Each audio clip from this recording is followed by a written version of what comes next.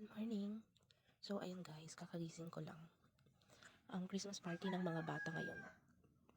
It's magsi 6 o'clock na. Pero tulog pa rin yung anak ko. Well, hindi mo naman, kahit okay lang naman na malate ngayon. Kasi Christmas party naman na. Pero kasi, magluluto ulit ako.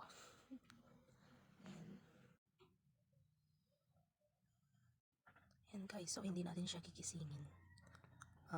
Siguro okay lang makapunta kami doon ng mga 7:30. So hello guys, it's around 6:40. Hi! Hi guys! It's around 6:40 at nagko-coffee pa lang ako. Hindi pa ako nagluluto dahil medyo maaga pa naman ako. Hi! Excited ka na ba? Yes. Excited ka na ba sa Christmas party nyo? Yes. Syempre guys, kapag mga ganitong age, si Gian kasi is 6 years old. So, kapag Christmas party nila, talagang sumasama ako. Dahil isa ako sa mga sumusupport doon sa party nila. Minsan, nagpapagames, ganun. So, full support ang parent ba. At saka, hindi ko pa siya maiwan, ganun. Every event sa school, hindi siya pwedeng iwanan. Yan guys.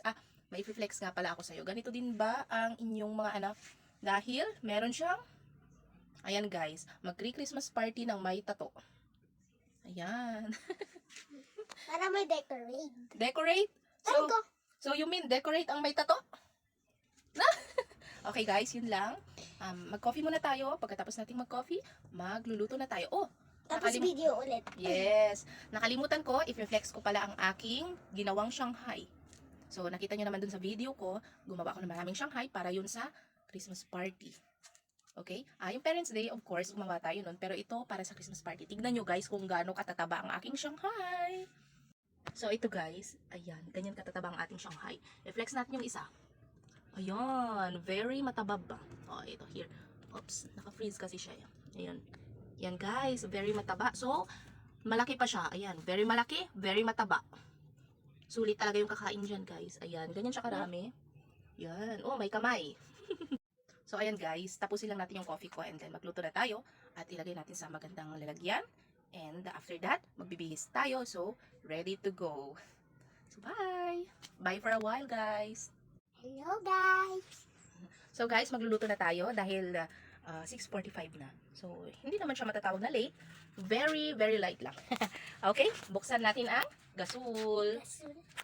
Yan. Buksan natin ang apoy. Painit na natin ang kawali.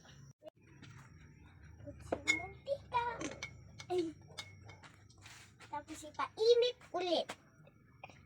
Kaya natin yung dami.